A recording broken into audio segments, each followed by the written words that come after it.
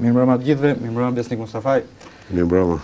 Do të komentojmë së bashku zhvillimet e fundit politike në vend. Do doja ta nisim nga mbledhja e djeshme e grupit parlamentar të Partisë Demokratike, ku kryeministri Berisha bëri një deklaratë surprizë për një pjesë të madhe të opinionit publik kur tha se Shqipëria, ose më saktë qeveria e Partisë Demokratike, do të aplikojë brenda presidencës çeke për të marrë statusin e vendit kandidat për në Bashkimin Evropian.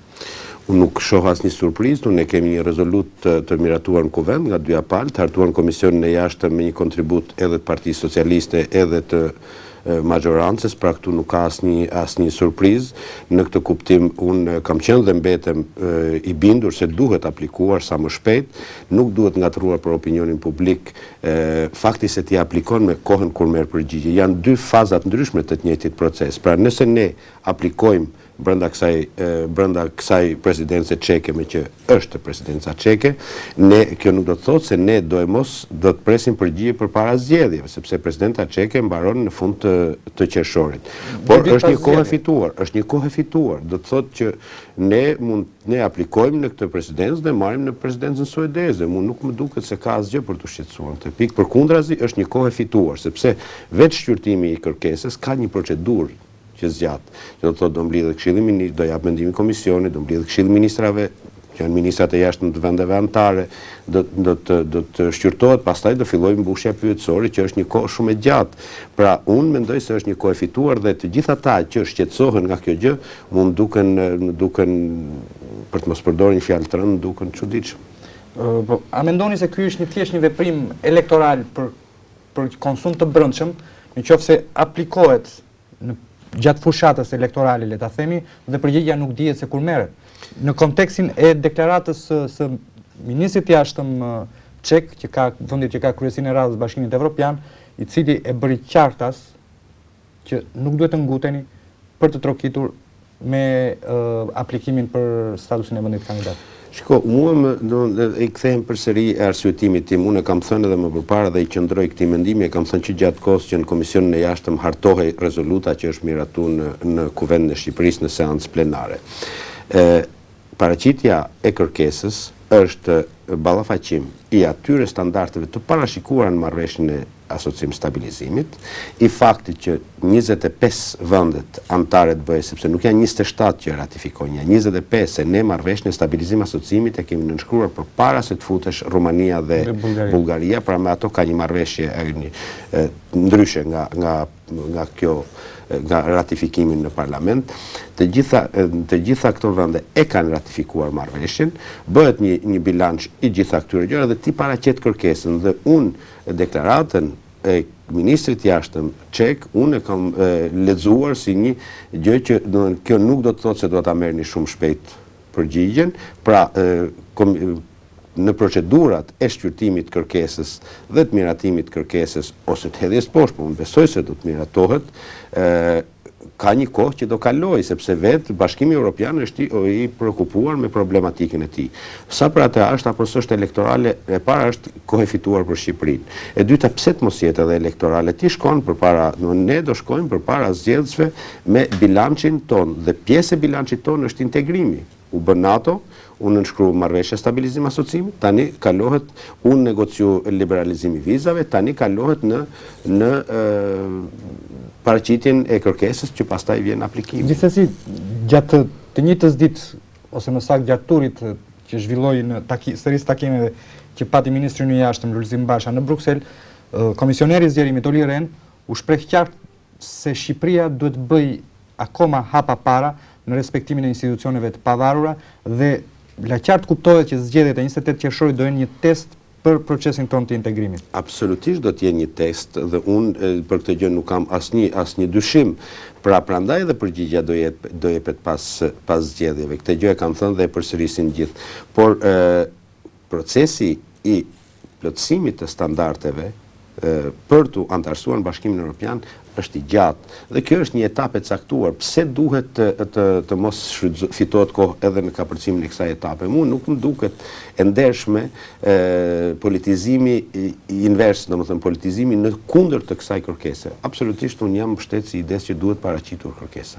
Gjithsesi të dyja palët dhe opozita, madje deklaratën e parë nxitse e ka bërë shefi i opozitës Edi Rama që përse nuk po aplikoni, por ajo çka më don që pyetje që unë doja t'i bëja të dyja kravet politikës si pozitës ashtu dhe opozitës është që mos po bëhet një veprim i ngutur, mos po hidhet thjesht një gur në lumë për efekte elektorale dhe ndërkohë nuk pa plotësuar standardet është një veprim thjesht në erë. Jo, nuk është veprim në erë. Unë kam qenë ai që kam përsëritur vazhdimisht me cilësinë e njeriu që merret në marrëdhëniet ndërkombëtare kaq vite dhe që pretendoj se i njoh më shumë se sa shumë të tjerë që flasin për këtë punë, gjithmonë kam qenë i mendimit të mos ngutemi. Por të mos ngutemi e kam thënë pikërisht në kohën kur Edi Rama e ka hedhur idenë dhe bile në mënyrë shumë të zhurmshme, pse ne nuk po aplikonim. Edi Rama nuk e dinte si bëhej aplikimi. Tani janë kriju kushtet, janë rrethanat, janë, si të thuash,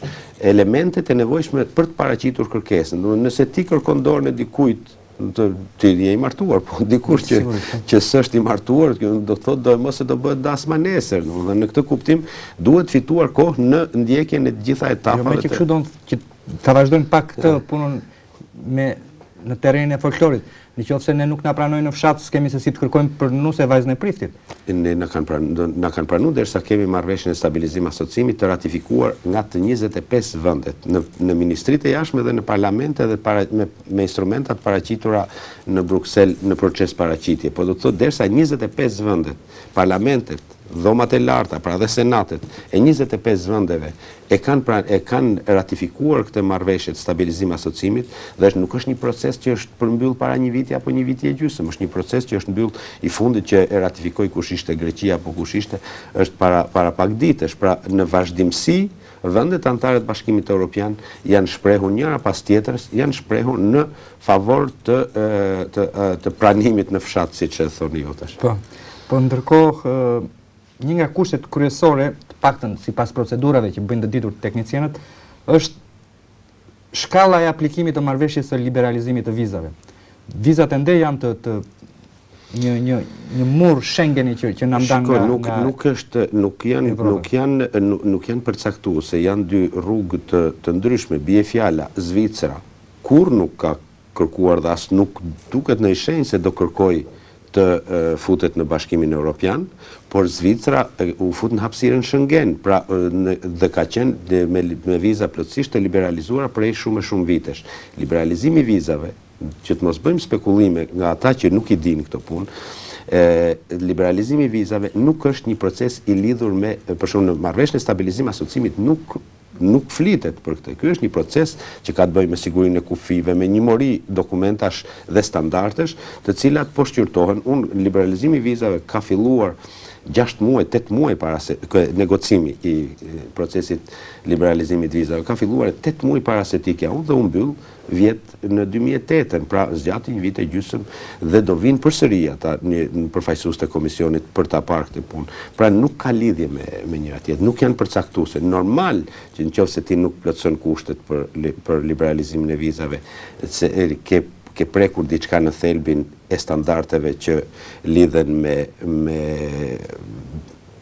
transformimin në vend kandidat, pra me një hap përpara drejt antarësimit të Bashkimit Evropian, sepse kushtet, nëse ti nuk plotëson kushtet si vend për liberalizimin e vizave, do të thotë që ke 2-3 probleme themelore, nuk kontrollon kufit, nuk kontrollon krimin e organizuar, ke dokumenta identitetit pasigurta, ka, do të thënë, disa gjëra të cilat sigurisht që janë standarde, por në vetvete janë standarde që lidhen me Bashkimin Evropian, por në vetvete liberalizimi i vizave është një proces që ecën paralel. Është një proces që ecën paralel, por ai është tek e fundit tek integrimi, është e vetmja gjë që shqiptarët e perceptojnë dhe e prekin dhe mendojnë se mund ta prekin integrimin. Sigurisht, unë nuk po e nënvlerësoj rëndësinë që ka për shqiptarët procesi i liberalizimit vizave, unë thjesht po sqaroj për teleshikuesit tonë sonte. Sigurisht. Që nuk janë. Por a mendoni se ajo çka ju tha Doni që ruajtja e kufive, pashaportat biometrike, kartat e reja të identitetit, kushte që janë të paraditura nga të gjithë për të liberalizuar vizat, a mendoni se kjo është pengesa kryesore që shqiptarët nuk mund të jetojnë lirisht dhe sa do vazhdoj kjo gjendje? Të jetojnë lirisht e keni fjalën. Sigurisht që kjo është pengesa kryesore. Është pengesa kryesore. Ne kemi situatën kur pasaportat tona, dokumentat tona identitare, megjithëse nuk kundërshtohen nga asnjë vend, pra me to udhtohet, përsëri nuk paraqesin nivelin më të lartë të sigurisë që është i nevojshëm për një liberalizim të plot të viza. Pra, vizat, megjithëse e theksoj këto dokumenta përtej rasteve të falsifikimeve, që po falsifikohen edhe parat, edhe euro dhe dollari, ka do të thonë dhe jo vetëm Shqipëri, po kudo. Pra, në standardin normal të tyre, që janë ende jo në atë nivel që kërkohet, sepse ne kemi ende librin adresave të pa përcaktuar, pra në mënyrë absolute, do të arrihet të pashaporta e sigurt për Bashkimin Evropian, kur dihet se në adresën X ka vetëm një besnik Mustafaj. Pra kur të lidhet emri, adresa dhe gjithë dhënat e tjera të identitetit të personit që udhton, kjo do të jetë e sigurt, përveç domethënë fakteve tjera që kanë bërë dhe me kontroll në kufive. Por unë këto ne do të kemi një raport, se në mos gaboj është njoftuar nga komisioni që do vi një grup ekspertësh në mars ose në prill, nuk e mbaj mend mirë, pra para zgjedhjeve, do vinë dhe do bëjnë një raport të plot mbi nivelin e plotësimit të standardeve për liberalizimin e vizave. Kur mendoni se mund të liberalizohen vizat? Shqiptarët u thonë Unë tani po bëhet një hap i madh me letrat e njoftimit, me kartat e identitetit, dhe nëse ecen me një ritëm, nëse provohet nga zgjedhjet se kartat e identitetit ishin vërtet dokumenta të një cilësie të lartë, jo teknologjike, se nuk është problem teknologjik ajo, është karta identitet, kur flitet për cilësinë e saj, është cilësia e identifikimit të personit me dokumentin, pra në këtë kuptim, atëherë do të kalohet edhe në pasaportat biometrike dhe digjitale, që janë këto termat që i korespondojnë teknologjisë, por unë besoj se më shumë se një vit nuk do shkojë. Pas një viti mund të udhtojmë lirshëm. Unë besoj. Tani këto nuk është punat për të vënë kalendare kështu strikte, se unë jam i marrëdhënie ndërkombëtare, por unë shoh ritmet me të cilat po ecet. Unë besoj se plotësohen. Nëse qeveria që do të jetë deri në qershor dhe qeveria që do dalë nga zgjedhjet do të ketë vullnetin për të plotësuar këto standarde, unë besoj se nuk ka më pengesa. Si e keni lexuar ju raportin e si ish ministri i jashtëm të Departamentit Amerikan të Shtetit, të publikuar rreth një javë më parë nga politika shqiptare, patëm qëndrime diametralisht të kundërta? Shiko, unë kam mënyrën time të leximit të këtyre dokumentave, unë këtu nuk jam as për t'i kundërshtuar, as për t'i mbështetur faktet që përmenden në raport. Unë jam për të thënë këtu, dhe ky është koncepti im për këto lloj dokumentash, me këtë mënyrë jam sjell edhe kur kam qenë në opozitë me raportet që bëheshin nga ndërkombëtarët. Unë jam i bindur se ky është një dokument shumë i rëndësishëm në dialogun midis Shqipërisë dhe Shtetet Bashkuara të Amerikës, ose midis Shtetet Bashkuara të Amerikës dhe Shqipërisë. Në mënyrë absolute, ky nuk është një raport akuzë, por është një raport plot me kritika. Dhe kritika miq të bëjnë, nuk bëjnë, domethënë, kundërshtarët. Pra në këtë kuptim, unë kërkoj nga majoranca ku unë bëj pjesë, që të lexohet me shumë vëmendje dhe të shërbej vërtet si një platformë në bashkëpunimin e midis Shtetit Bashkuar të Amerikës dhe Shqipërisë. Çka do të thotë? Marrje në konsiderat e të gjitha fakteve, analizë me sy serioz për ato fakte që kanë bëjnë me thelbin e demokracisë, nxjerrje e konkluzioneve që i shërbejnë përmirësimit të punës së institucioneve politike, të pushtetit gjyqësor, të lirisë medias, të drejtave të njerëzit, të gjitha ato aspekte që përmenden me ton ku më të fortë, ku më të butë në raport. Thatë që miq bëjnë kritika, po këto kritika, sipas shumë vetëve, janë më të ashprat që nga viti 97 që vjen nga Washington. Nuk ka asnjë bazë ky konkluzion. Më të ashprat që nga 97 ajo, më të ashprat që nga 2005 apo. Dhe ka ndërkohë deklarata që janë disi më të avancuara nga ambasadori i Withers i Shteteve të Bashkuara në Tiranë. A mendoni se ka dy qëndrime, është ndryshe ai departamentit shtetit ku zoti Berisha u takua me sekretaren Clinton dhe një tjetër nga përfaqësia e Shteteve të Bashkuara. Kjo është një legjendë, domethënë që unë nuk e kuptoj me sa mendje lehtësi shumë veta e qarkullojnë, sikur ka dy qëndrime. E para, unë kam lexuar me vëmendje raportin e fundit të Departamentit të Shtetit dhe i ndjek me vëmendje deklaratat e ambasadorit Uyders. Nuk ka dy qëndrime në raportin me deklarimet e ambasadorit Uyders sistematiket në vazhdimsi janë absolutisht e njëjti tonalitet. Nëse flasim me terma muzikore, është një njëjti ritëm, një njëjti çelës, e njëjta kohë e caktuar në fillim të pentagramit. Pra, t'jeni të bindur ju dhe nëpërmjet jush po i drejtohem të gjithë teleshikuesve shqiptar që na ndjekin në këtë moment, ata që na ndjekin, se nuk ka asnjë shans që një ambasador i një vendi të madh, një vendi serioz, të flasë në emër të tij.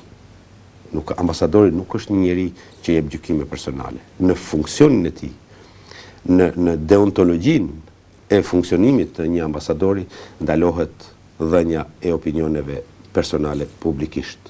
Ai mund t'jap opinione personale në tavolinë, por publikisht në 24 orë të funksionimit të tij, publikisht ai përfaqëson shtetin e tij. Dhe çdo tentativë për të parë dy qëndrime është një shenjë jo serioziteti nga ata që i shohin dy qëndrime. Aprovimi me këmbgulje i ligjit të lustracionit shkaktoi një stuhi diplomatike nga të gjitha institucionet ndërkombëtare, përfshirë dhe Shtetet e Bashkuara të Amerikës. Washingtoni, Brukseli, Strasburgu, të gjithë në mënyrë qartazi shprehin që mos e aprovoni këtë ligj. Ju si mendoni duhet të për hir të dënimit të krimeve të komunizmit duhet të ndërmerrë një kashillëk i tillë, një vizavi i tillë me komunitetin ndërkombëtar? Unë kam pasur objeksionet e mia që i kam shprehur në grupin parlamentar, siç kam patur edhe sepse unë jam shpreh për nevojën ose jo të këtij ligji, jam shpreh në vazhdimsi edhe me ju jam shprehur në vajmend një herë ose dy në emisione të ndryshme apo në intervista të ndryshme. Në mënyrë të, domethënë, unë kam lehtësinë se unë nuk kam qenë as viktim as spion. Unë kam qenë një njeri që ka pas fatin e shumicës së shqiptarëve që nuk kanë qenë as në burg dhe as si persekutuar dhe as persekutuar. Dhe në këtë kuptim flas me një liri kam fol vazhdimisht me një liri që mendoj unë se është e nevojshme kur jenë politik për të shprehur për probleme të tilla. As Bashkimi Evropian, as NATO, as Këshilli i Europës dhe as Shtetet e Bashkuara të Amerikës dhe as vendet veçantë amike që janë shprehur, kam parasysh këtu ambasadorin britanik, ambasadorin danez e në i tjetër, nuk janë shprehur kundër idesë së ligjit. Janë shprehur kundër mënyrës se si ishte i hartuar ligji, i cili ishte konfuz dhe i pa zbatueshëm dhe fakti që gjykata kushtetuese e bllokoi deri në shqyrtimin e tij, do të thotë që ishte i pa zbatueshëm, pra ligji do të kërkojë të rishkruhet në mënyrë të tillë që të jetë në frymën e rezolutës së Këshillit të Asamblesë Parlamentare të Këshillit të Evropës të 2006 dhe të jetë njëkohësisht i zbatueshëm, pra të mos i bjerë ndesh ligjeve kushtetuese, të mos i bjerë ndesh funksionimit të institucioneve të ndryshme.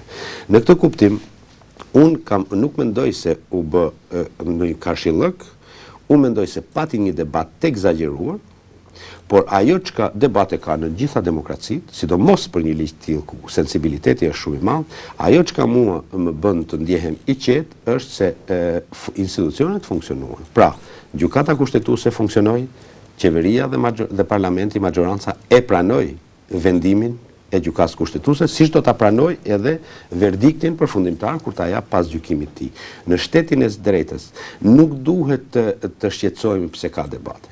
Ne në shtetin ligjor ne duhet shqetësohemi nëse debatet shkojnë në mas të tillë sa kthehen kundër respektimit të vendimeve institucionale kushtetuese.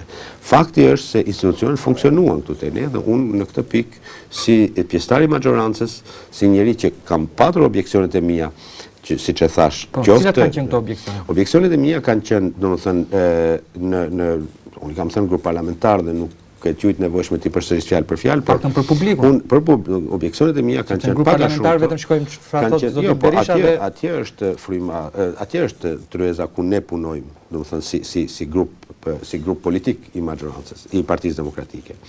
Objeksionet e mia kanë pasur bën pikërisht me këtë që ne të mos hartojmë një ligj që i bie ndesh institucioneve kushtetuese dhe ideja ime ka qenë dhe një ide që nuk e kam, nuk ka buruar nga kokaini, por që unë e kam parë të artikuluar edhe nga miqtë e Shqipërisë, por edhe nga praktika në vendet tjera, ka qenë që ne të hartojmë një ligj me asistencën dhe monitorimin e Këshillit të Evropës. Që do të thotë se askush nuk mund ta paragjykojë Këshillin e Evropës si një vend, si një organizatë prokomuniste, dhe njëkohësisht pra ne na hiqej edhe paragjykimi si hartues duke qenë ata monitorues dhe asistues të hartimit ligjit. Ne si Parti Demokratike na hiqej paragjykimi se po bëjmë një ligj kundër, domethënë një ligj sur mesure si thon francezët, pra të drejtuar kundër disa institucione apo kundër disa individëve të caktuar. Me porosi. Dhe së dyti, ne Këshilli i Evropës do i sillte në tavolinë opozitën. Ky ligj është i zbatueshëm dhe ka efekte historike në qoftë se bëhet në konsensus me opozitën dhe në angazhim të gjithë klasë politike për ta zbatuar. Ne pam në 95-ën kur bëm një ligj i cili u bë pa opozitën dhe nuk u zbatua saç duhet. Pam ato amendimet që i bën këtij ligjit 95-s, në 97-ën edhe 98-ën nuk mbaj mend Partia Socialiste që i bën pa ne dhe përsëri nuk u zbatua. Pra ky është një ligj që duhet hartuar absolutisht. Skifterët e Partisë Demokratike, zoti Mustafa i thonë domosdoshmë që opozita kurrë nuk ka për ta dhënë okejin për pëlqimin për një ligj të tillë, sepse ajo është trashëgimtare e Partisë së Punës, e akuzojnë zotin Rama si Mister Dosja, tha sot zëdhënësi i Partisë Demokratike.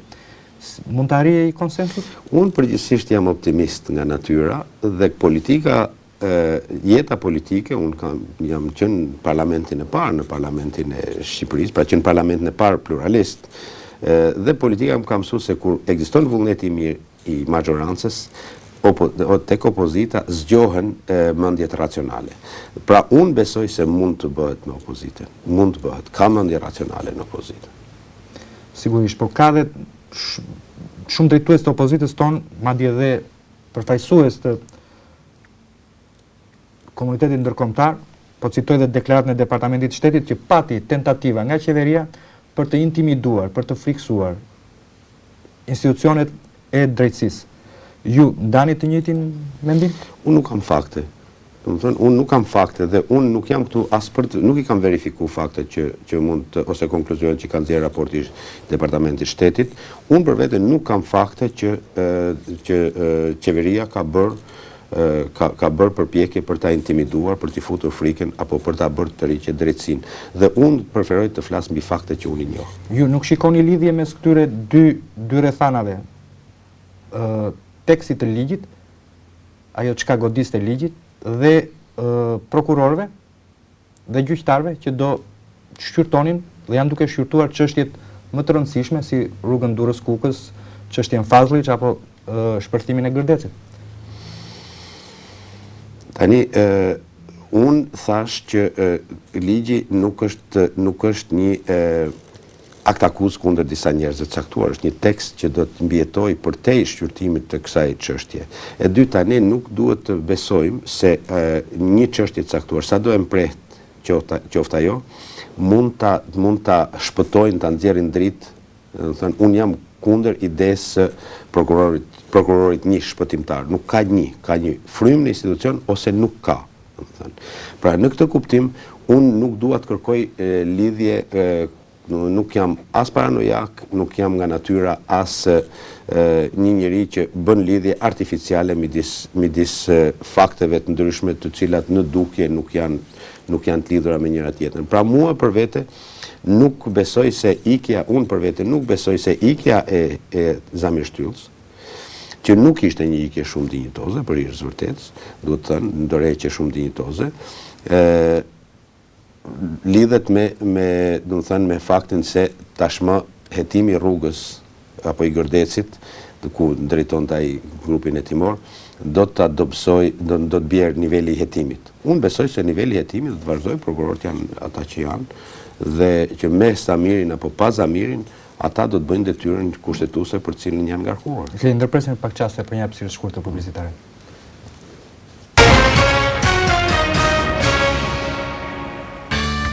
Yesterday my girlfriend go, be my sad. Now time go much more slow.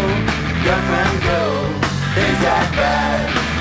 Oh baby, please come home. My cucumber miss you so. Nobel, shkollë e standardeve elitare në Shqipëri. Pjesë e grupit Taçi Oil International, shkollë 9-vjeçare dhe e mesme, mësimdhënie standardeve të larta, infrastrukturë krahasueshme me shkollat e përparuara në botë, bibliotek, sallë interneti, pishinë mbyllur me ngrohje, qendër sportive dhe sallë gjimnastike, laborator fizike, kimie e informatike, 3 katedra të gjuhëve të huaja, anglisht, italisht, gjermanisht, staf cilësor në drejtimin e profesoresh Lidra Biçoku. Nobel garanton të ardhmen.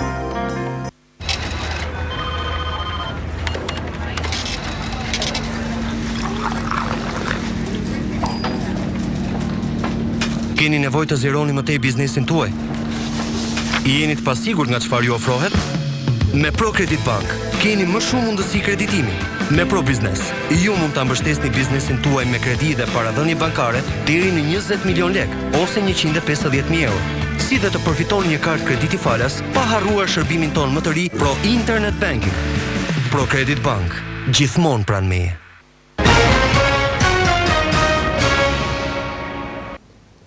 Sërish në studio me zotin Besnik Mustafaj. Zoti Mustafaj, ishin duke folur në pjesën e parë të emisionit, lidhur me atë reagim shumë të agresiv, mund të quhet, nëse do lëviznim në termat e diplomacisë, të gjithë faktorët të Komunitetit Ndërkombëtar në kontekstin e ligjit të lustracionit ndaj qeverisë shqiptare. Ndërkohë kemi dhe sulmet që bën qeveria shqiptare duke larguar Fondin Monetar, duke sulmuar Bankën Botërore.